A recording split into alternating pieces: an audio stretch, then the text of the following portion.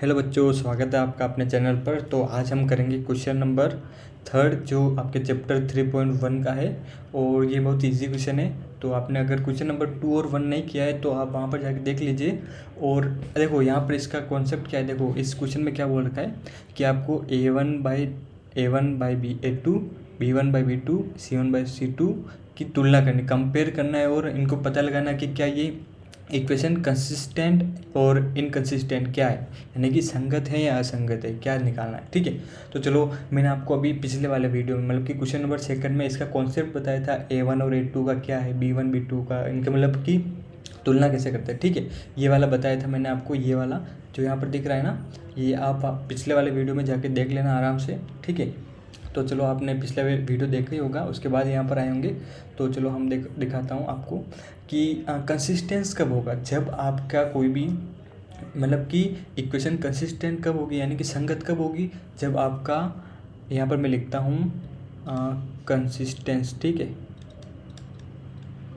Consistent या फिर क्या लिख लूँ मैं, आपको संगत लिख लेता हूँ। ये संगत कब होंगी, जब आपका यहाँ तो वन सॉल्यूशन होगा, यानी कि एक अद्वितीय हल होगा। ठीक है, या फिर क्या होंगे, इनफाइनाइट सॉल्यूशन होंगे। ठीक है, इनफाइनाइट सॉल्यूशन होंगे तब क्या होगा, कंसिस्टेंट होगा। और इनकंसिस्टेंट कब होगा, इनकंसिस्टेंट कब होगा या फिर असंगत कब होगा, जब आपका कोई सॉल्यूशन होगा, नो सॉल्यूशन। ठीक है, तब ये क्या हो जाएगा, कंसिस्टेंट हो जाएगा, यानी कि असंगत हो जाएगा। तो चलो हम देखो अब आपको कंपेयर कैसे करना है, पिछले वाले वीडियो में बताया था। देखो पहला क्या है आपका 3x + 2y = 5 और दूसरा क्या है 2x - 3y = 7। अब आपको क्या करना है, इसमें A1 और A2 ये अनुपात निकालना है। तो देखो इसका A1 क्या हो गया 3 और इस इक्वेशन दूसरी इक्वेशन का हो जाएगा ये A2 2। और अब यहाँ पर देखो आप B1 कितना है 2 और B2 कितना है -3। और यहाँ पर आपको देखो C आपकी जनरल इक्वेशन क्या होती है, A1x + B1y + C1 = 0, यानी कि C आपके इस साइड में होता है। तो आप क्या करो, C को इधर ले आओ, मतलब इक्वल के इधर ले आओ। तो देखो ये क्या हो जाएगी इक्वेशन आपकी 3x + 2y - 5 = 0। और ये इक्वेशन क्या हो जाएगी 2x - 3y - 7 = 0। तो देखो C कितना हो गया आपका -5 हो गया और ये C1 हो गया -5 और C2 कितना हो गया -7 हो गया। अब आप देखो इसमें कि ये दोनों इक्वल है क्या, देखो ये दोनों इक्वल तो नहीं है ना, इक्वल नहीं है ना, तो ये इक्वल नहीं, तो ये कौन सी कंडीशन बनी, देखो आपके यहाँ पर मैंने ये दिया A1 A2 ≠ B1 B2, यानी ये वाली। और ये क्या होता है, इसके ये इंटरसेक्टिंग करते हैं, मतलब कि लाइन इंटरसेक्ट करती है और इसका एक सॉल्यूशन होता है। तो इसका सॉल्यूशन होगा यस यूनिक सॉल्यूशन होगा इसका, है ना। यूनिक सॉल्यूशन होगा मतलब क्या होगा, ये एक कंसिस्टेंस होगा, कंसिस्टेंट हो गया। ठीक है, ऐसे चलो हम सेकंड क्वेश्चन करते हैं। ऐसे ही सेकंड क्वेश्चन भी देखो बहुत ईजी क्वेश्चन है। 2x - 3y, देखो अब = 8 दे रखा है और यहाँ पे क्या दे रखा है 4x - 6y = 9। आप इसको एक बार चेंज कर लो, मतलब कि 8 को उधर भेज दो। तो 2x - 3y - 8 = 0 और यहाँ से आप लिख लो 4x - 6y - 9 = 0। अब देखो आप इसमें देखो A1 A2 लिखो, तो 2 / 4 और B1 हो गया -1 और B2 हो गया -6 और ये कितना हो गया -8 -9। तो देखो ये माइनस माइनस कट गया और इससे हम काट देंगे तो 2/4 क्या हो जाएगा 1/2 और 3/6 क्या हो जाएगा 1/3 सॉरी 1/2 है ना। तो ये क्या हो जाएगा आपका 1/2 और ये क्या हो जाएगा माइनस माइनस माइनस, तो ये कट गया तो 8/9 हो जाएगा। देखो आप ये तो इक्वल है ना, बट ये नहीं इक्वल नहीं है। तो ये वाली कौन सी कंडीशन बन रही है आपकी, जो A1 A2 = B1 B2। तो यहाँ पर देखो A1 A2 B1 B2 ये वाली इक्वेशन मतलब कि थर्ड वाला बन रहा है ना, थर्ड कंडीशन। तो देखो इसमें क्या होता है पैरेलल होता है, यानी कि समांतर होता है। इसमें कोई सॉल्यूशन होता है क्या, नो सॉल्यूशन, है ना, इसमें सॉल्यूशन नहीं है। तो मैं क्या लिखता हूँ कि नो सॉल्यूशन। सो ये क्या हो जाएगा इनकंसिस्टेंस, है ना, consistent.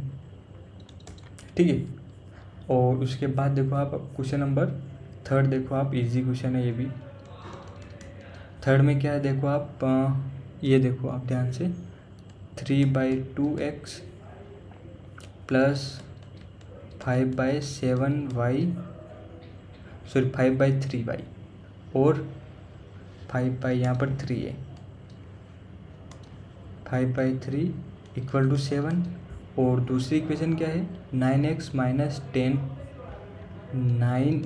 Minus 10y equal to 14, ठीक है 14 है। अब आप देखो इसमें आप ये दोनों को एक बार इधर ले आओ 7 को, तो 3/2x plus 5/3y minus 7 equal to 0।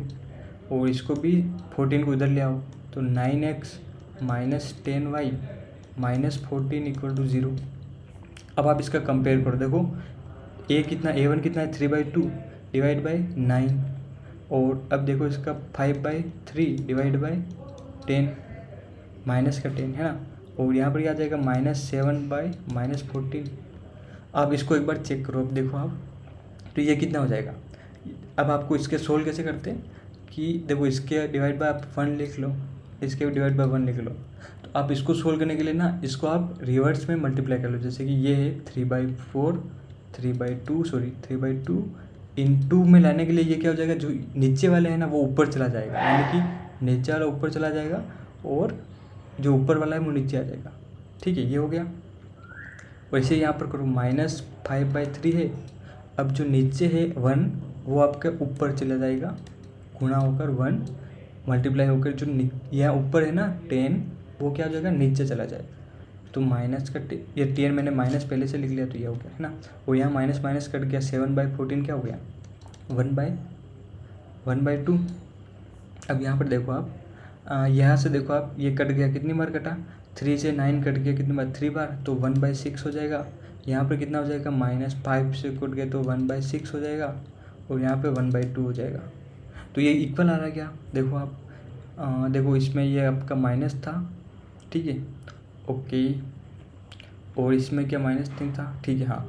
तो देखो ये इक्वल नहीं आ रहा ना, ये नॉट इक्वल टू, क्योंकि यहाँ माइनस आ रहा है यहाँ प्लस आ रहा है, तो ये भी इक्वल नहीं है और ये भी इक्वल नहीं है। तो कौन सी कंडीशन बन रही है आपके पास,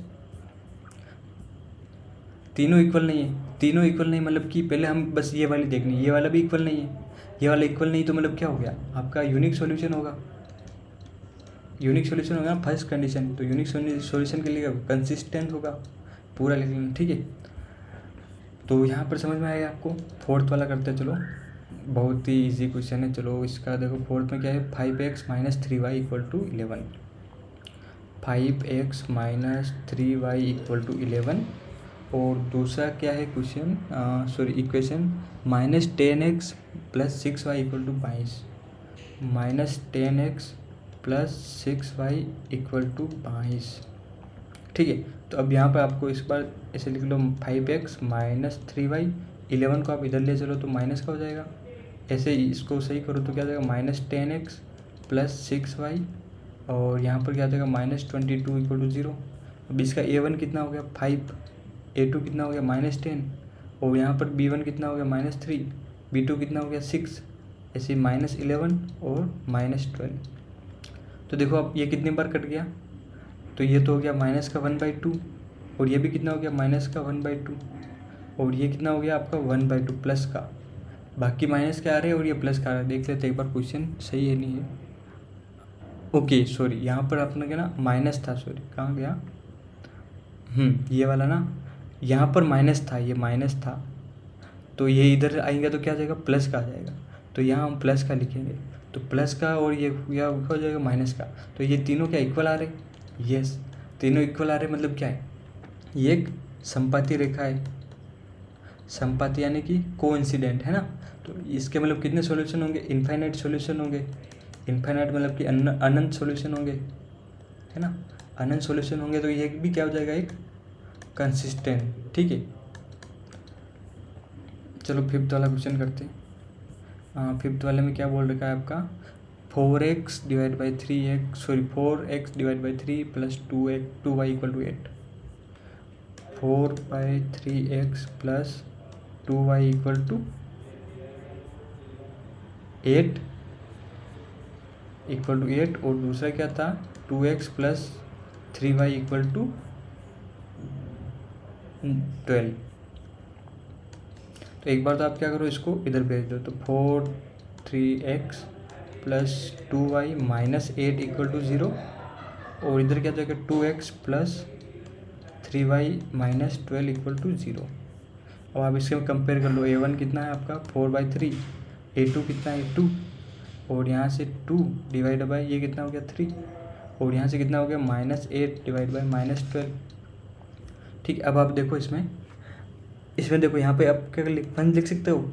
देखो अब वापस मैंने बताया था कि यह क्या हो जाएगा 4/3 इंटू में क्या हो जाएगा, ये 1 ऊपर चला जाएगा और 2 है नीचे आ जाएगा और यहाँ पे 2/3 और यहाँ पे देखो माइनस माइनस कट गया। तो 8/3 में अगर आप 4 से काटो इसको तो क्या जाएगा 4 से 2 बार ऊपर गया और 3 बार नीचे गया, माइनस माइनस से तो कट गया। ठीक है, ये माइनस माइनस से कट गया तो प्लस का जाएगा।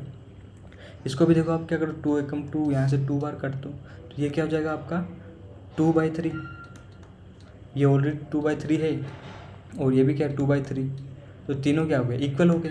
तीनों इक्वल हो गए तो कौन सी कंडीशन बनी आपकी, ये सेकंड वाली। और सेकंड वाली क्या होता है समपाती रेखा होती है। समपाती रेखा मतलब कि इन्फिनिटी सॉल्यूशन होते हैं, है ना, अनंत सॉल्यूशन होते हैं। तो देखो इसका क्या हो जाएगा, ये भी क्या हो जाएगा जिसके मतलब कि सॉल्यूशन आ रहे हैं, यानी वन सॉल्यूशन आ रहा है या इन्फिनिट सॉल्यूशन आ रहा है, वो क्या होता है आपका कंसिस्टेंस होता है, कंसिस्टेंट। ठीक है, तो समझ में आया होगा आपको और वीडियो को लाइक कर देना। अगर समझ में नहीं आया तो एक बार वापस चेक कर लेना और हाँ चैनल को सब्सक्राइब कर देना जल्दी से। चलो मिलते हैं इन द नेक्स्ट वीडियो, तब तक के लिए टेक केयर।